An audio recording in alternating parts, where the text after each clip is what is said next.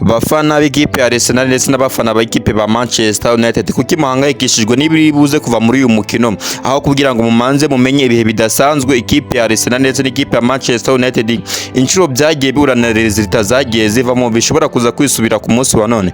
Ngiye kugezaho bimwe mu bihe bidasanzwe aya makipe ashobora kuba yaragiye ahura ndetse n'imibare yagiye ivamo. Ngiye tugiye kubana muri kiganiro nitwa Ari Rwanda, icyo ngusaba kugira ngo kande subscribe kugira ngo n'ubutaha uzajye ubona izi video mu buryo kibukoroheye.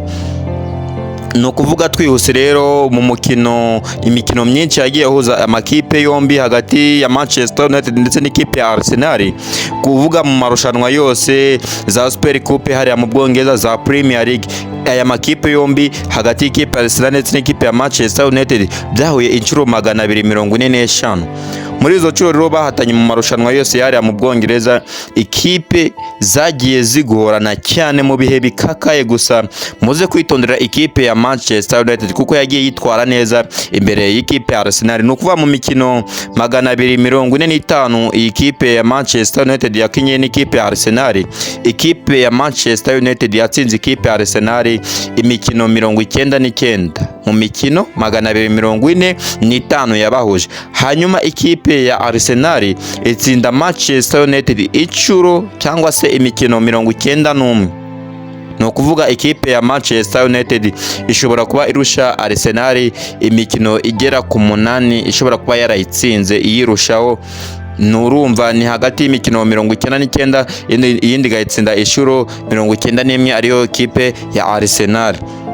No kuvuga iyo mikino yose bahuye rero hari niyo banganyije. No kuvuga imwe mu yo banganyije imikino igera kuri 55. Urumva kubijyanye na statistique z'icuro bagiye bahura ikipe ya Manchester United irakomfeka ko yatsinze inshuro nyinshi ikipe ya Arsenal kuko irusha inshuro 8.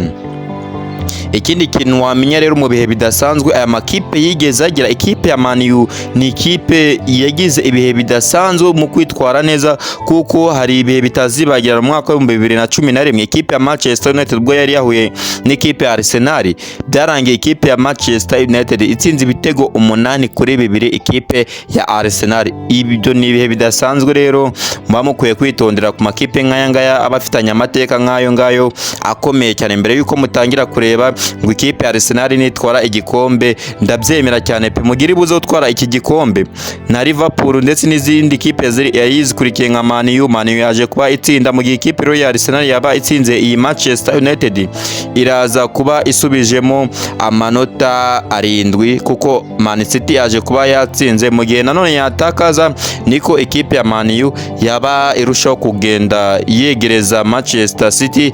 Ku kipe ya Arsenal yabasigemo amanota 4 gusa akanya tuvugana harimo amanota 4 gusa.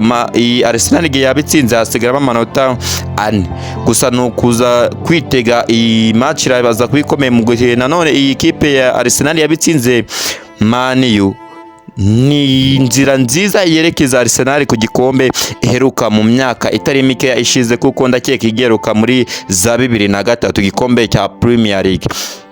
Ikipe ya Arsenal rero n'uyu mukino ukomfeka ko muri uyu mwaka ko ishobora gutwara igikombe cya shampiyona kuri uyu mutoza Mikel Arteta uyimazemo imyaka igera kuri 7.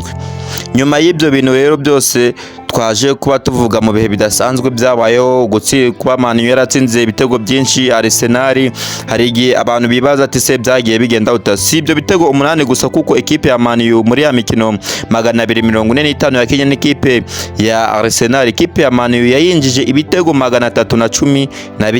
Ni ibitego byinshi cyane, ni ibitego 316. Bivuze ngo ikipe ya Man U byibuze buri mukino byarashobora ko yabagago yatsinda ibitego biri hejuru ya 2.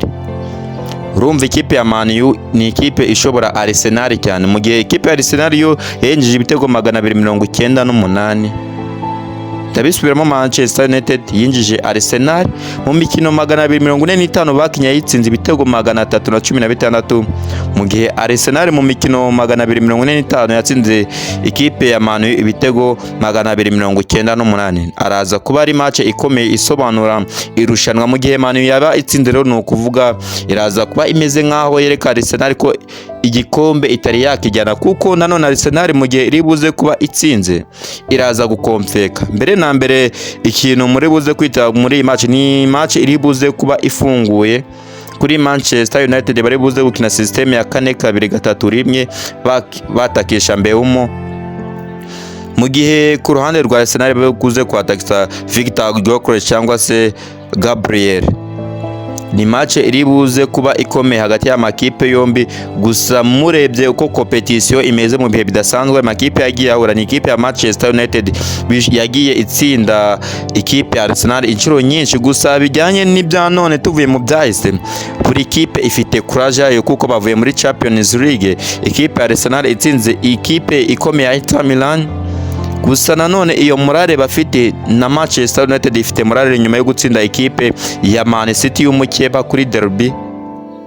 Ni match isobanuye imibare yose ishoboka. Ngiye rero kugezaho aya makuru nitware Rwanda, nimba ushaka kugira ngo tubane buri munsi ujye ubona ibintu nk'ibi ku gihe, kanda subscribe ujye ubona video ku buryo ki bukoroheye. Ndaje mu kanya.